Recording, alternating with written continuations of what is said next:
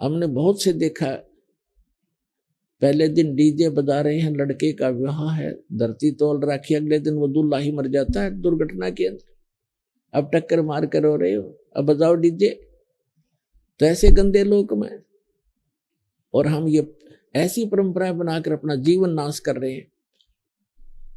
दहेज लेते हैं, लोग दिखावा देते हैं, तो ये नहीं करना चाहिए हम, क्योंकि सारा जीवन कमाते रहते हैं, फिर उठाकर ब्याह और कोठी पर लगा देते। तो हमने सिंपल मकान जो भगवान अलाउड करे उतना ही बनाओ, चाहे छांड अपनी झोंपड़ी डाल लो, दया करता है भगवान तो मकान बना लो, आपकी व्यवस्था है तो। एक झोंपड़ी भी अच्छे ढंग की बनाई हुई उतना ही काम करेगी जो आपके महल करेंगे।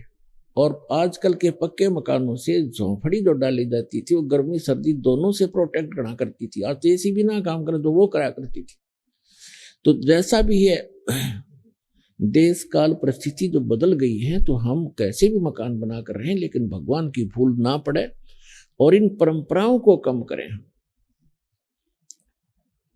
ताकि जैसे कि आज के हमारी रिवाज बन गई है, बेटी को हमने दुश्मन बना लिया गलत परंपराएं करके। क्योंकि लड़की विवाह जन्म होते ही हम ये मान लेते हैं ये बाहर बन गई, क्योंकि इसका विवाह करना 2-4 लाख रुपया लगाने पड़ेंगे तब कोई ग्रहण करेगा। फिर उसको बच्चा होगा, कदे पीलिया, कदे छूत-छक, कदे फलाना, फिर भात हो गया। तो ये क्या आवश्यकता है इन चीजों की?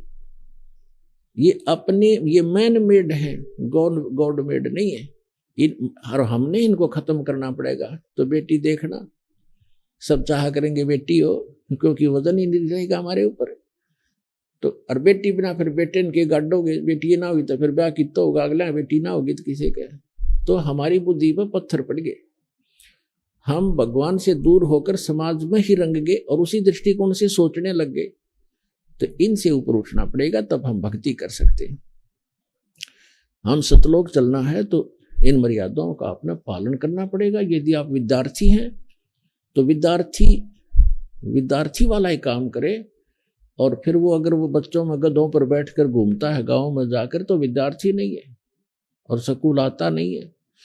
इस प्रकार आप जी ने ये अन्य परंपराएं त्यागनी होंगी। तो कहने का भाव यह है कि परमात्मा स्वयं आते हैं, एक लीला करके दिखाते हैं कि भक्त को केवल इतना ही पर्याप्त है, इससे अधिक नहीं। कबीर साहब कहते हैं, कहा चनावे मेड़िया ये लंबी बीत उसारे, घर तो 3.5 हाथ भाई गणात पौड़े 4। क्या प्रसन्न हो रहा, लंबी लंबी द्वार खींच कर लंबी लंबी मेड़िया बनाता है, बड़े दीवाने बनाकर ऊंची ऊंची कोठियां गाड़ रहा है, महल हवेली बना रहा है। परमात्मा कहते हैं, घर तो 3.5 हाथ गणाते पौड़े 4। 3.5 ऊंट हाथ कहते हैं 3.5 हाथ को। ये जो हाथ है यहां से लेकर यहां तक कौनी तक, ये एक हाथ कहलाता है। और प्रत्येक स्त्री या पुरुष का अपना शरीर 3.5 हाथ का होता है।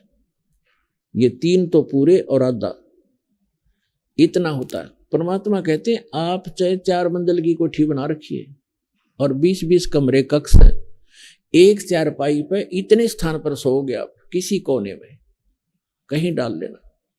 तो बाकी बकवाद किस लिए कर रखी है? तो परमात्मा कहते हैं, घर तो 3.5 हाथ और गणा तो पौने 4।